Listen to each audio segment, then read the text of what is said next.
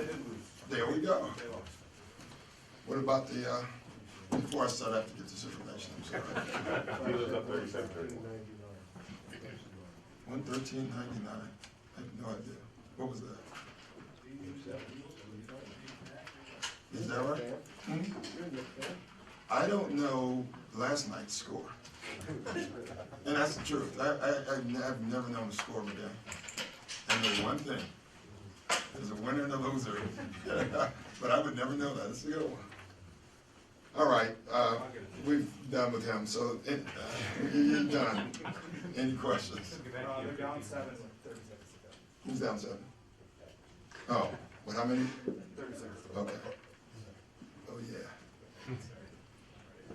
Doc, do you believe that any given Sunday, any NBA team can win? Oh, yeah. They're NBA players. Yeah. It's not like, I don't even know. I wanted to say football, but football is the same thing, right? I mean, anybody can win. They're pros, you know, and sometimes the team's not functioning well. Sometimes the team that has a bad record has had injuries and their guys are getting back. They're getting in the rhythm. Sometimes, you know, especially that's why you can't overdo regular season matchups. You really can't going into the playoffs because you don't know. You could have played a team 4 times in a regular season that were coming off of back-to-backs, you know, coming off of injuries. And now you catch them in the playoffs and they're all healthy. So, yeah, anyone can win. And you have to be ready. You have to play your game every night. And if you don't, you risk losing. Doc, if you don't make much of maybe individual matchups, what do you make of trends, including for you right now, 4 straight games holding opponents under 100? Well, I do like the trend. You know, I think we've been trending that way for a while defensively. And it's nice because, you know, my belief is you can play defense every night. Offense, you can try to play every night, but it may not work out for you. You know, you can miss open shots and just have a bad night, but your defense should always be there, at least the effort, if you know what I'm saying. So I think we've had the effort, in my opinion, all year. We just wasn't in the right places all year. And now we're starting to get to the right places, the right spaces, and our talk defensively has been phenomenal. Our weak side defense is improving. And, you know, last night was one of our better nights because Denver runs.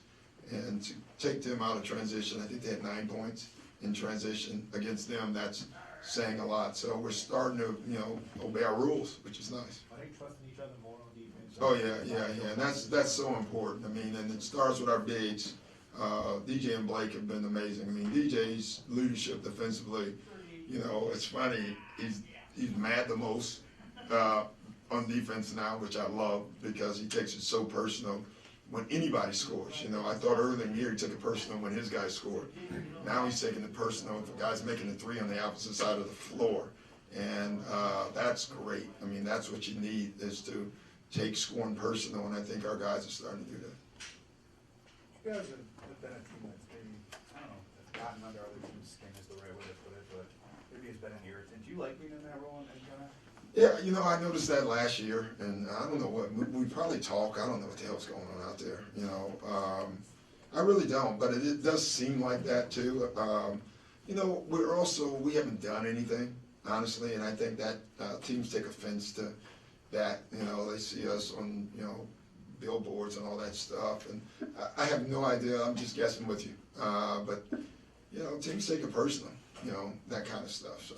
How are you guys responding to that? Just keep playing. We got to keep playing. I hate when we get distracted by it. I think we're getting better, honestly, but I think that's an area we still have to improve in. But I do think we're getting better. I think we're getting better also, you know, leaving the officials alone and playing. I think we still have to get better there, you know, and that's why we play this whole season. Hopefully by the end of it, we're better. How do you feel about the Wolves wanting to take out the frustration after the loss from the Lakers and take it out in the Clippers tonight? Well, we want to take ours out. We want to win by more. I mean, I don't know. Of course they do. They don't want to go 0 for LA, you know. So that's a nice setup, though. I don't know how many teams do that, but that is nice when you can play both LA teams in the same trip. That's pretty sweet. It's the second time they've done it. Is that right? I don't think I've ever had that. That would be nice. Maybe I'll check with Rick after the game if he disagrees. You know, LA can be tough. Say in the city. Doug, what kind of challenges Nikola Pekovic pose to his team? He's a big guy. He's really known for as a bruiser, but he can step out and knock it down to 15-footer too. Yeah, I would prefer that, even though he can. I mean, he's a monster. He's just big and strong, and he creates. He's the best ducking big in the league, you know, from the weak side. And with Love's ability to pass and Rubio's ability to pass, they really take advantage of it. So it's a tough one because we're such a shift defensive team. So our bigs are in shift a lot, and if you shift on him and then he throws that body on you, you're stuck. And he does. And our first game, he got us a bunch. I thought we were much better the second time we played him, but he's a tough matchup in that way. Thank you, guys. Nice. Michael, good to see you. Again. You see what I did? I am. I know it's your favorite part of the day. Well, right before a minute 30.